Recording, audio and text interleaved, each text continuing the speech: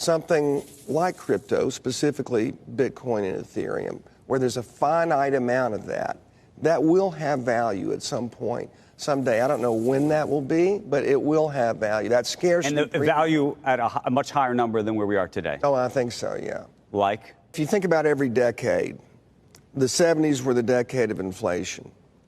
The 80s was a decade of kind of boom-bust, huge swings in dollar volatility. The 90s was equitization, the dot-com bubble. The aughts was the mortgage bubble and the great financial crisis. The teens were the peak of globalization and probably the peak of central bank experimentation with monetary policy, right?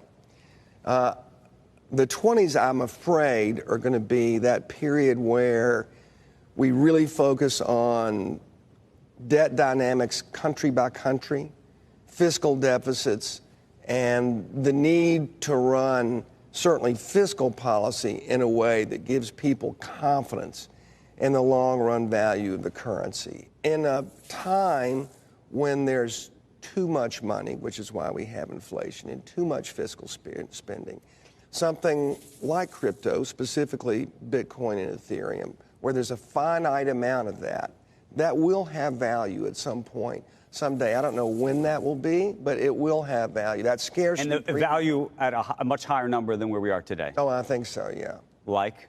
Legendary investor Paul Tudor Jones has reaffirmed his belief in cryptocurrency, saying that scarce digital assets will have value in the future. Bitcoin and Ethereum will go much higher post-recession.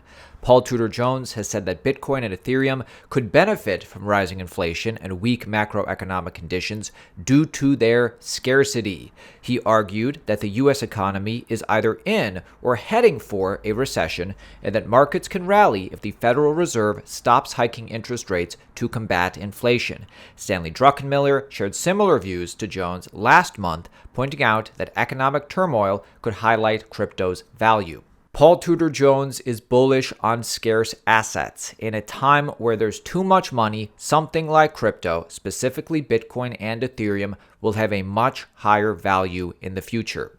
This information needs to get out there. Show this post some love. Of course, Paul Tudor Jones has been bullish on Bitcoin for a while, recently becoming an Ethereum bull. Ethereum is a scarce asset according to legendary investor Paul Tudor Jones. Makes sense, right? Ethereum is a more scarce asset than when Paul Tudor Jones originally got into Bitcoin.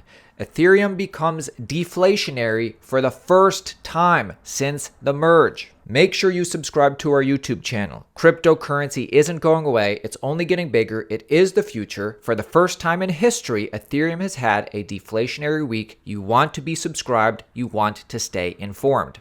BNY Mellon, America's oldest bank, now holds Bitcoin and Ethereum for its clients. Huge news. Wall Street Journal reporting this. America's oldest bank, BNY Mellon, has just received the green light to start receiving crypto on behalf of its customers.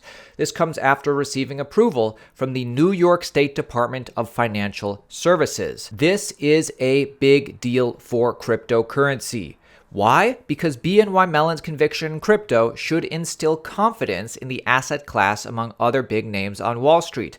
Founded by Alexander Hamilton in 1784, BNY Mellon is America's oldest bank. It oversees more than $2 trillion in assets under management, most of which comes from wealthy fund managers. And now those wealthy fund managers can add both Bitcoin and Ethereum to their portfolio.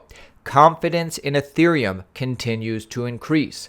Over 14.2 million ETH are now being staked on Ethereum. That's over 11.7% of circulating ETH. At current prices, that's over 17 billion securing Ethereum through proof of stake. Google getting on board. You can now Google balances of Ethereum addresses. This new feature saves searchers time from visiting Etherscan, returning balances directly in your search result. Google is now providing data on Ethereum addresses via its search engine. The world's biggest website now tells you how much ETH some wallets hold when you punch an Ethereum address into the search bar. You can see that in the future, cryptocurrency is just going to be naturally integrated in everyday life. But if you're part of cryptocurrency today, we're seeing the steps being taken to make that happen. Today versus years ago, there's so many great cryptocurrency products in the market. Uniswap, we're proud to announce that we've raised $1.65 million in Series B funding to bring the powerful simplicity of Uniswap to even more people across the world. Uniswap now has a unicorn brand and a unicorn valuation. Using the Uniswap DEX was my aha moment in DeFi. MetaMask now lets US users buy cryptocurrencies directly from their bank accounts. MetaMask continues to push for leadership in the cryptocurrency wallet industry, offering new tools that make it easier for its users to purchase crypto. You'll love to see it. Cryptocurrency now has lobbying groups to lobby in favor of crypto. The US Treasury is being sued by CoinCenter over the Tornado Cash ban. CoinCenter is suing the US Treasury over its controversial Tornado Cash sanctions. What you need to know is this. Cryptocurrency advocacy group CoinCenter has filed suit against the Treasury Department over its unilateral imposition of sanctions on Tornado Cash. The implications of the case are far-reaching. As things stand, the Treasury could theoretically sanction any software it sees fit. This arguably poses an existential threat to virtually every protocol in the industry, at least in America. Again, one of my big takeaways is now we have multiple lobbying groups helping educate Washington on cryptocurrency. People are buying Bitcoin all over the world. A new study shows that Bitcoin ownership in Canada rose sharply in 2021. This is according to a new study just published by the Bank of Canada, in fact showing 13% of Canadians own some Bitcoin. This week, researchers from the Bank of Canada published the central bank's Financial System Review, which highlighted 5 key statistics tethered to Canadian Bitcoin owners. According to the Bank of Canada's metric, 13% of Canadians own the leading crypto asset Bitcoin, and most Canadians are aware of Bitcoin. This is that chart in chart graph form. Wonderful to see. My question is, what will this chart look like for 2022?